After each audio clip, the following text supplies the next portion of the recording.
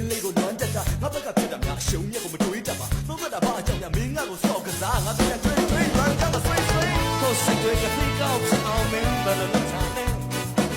ငါဖေးတွေကသိကောက်ဖြစ်အောင်မင်းဘယ်လိုလုပ်ထား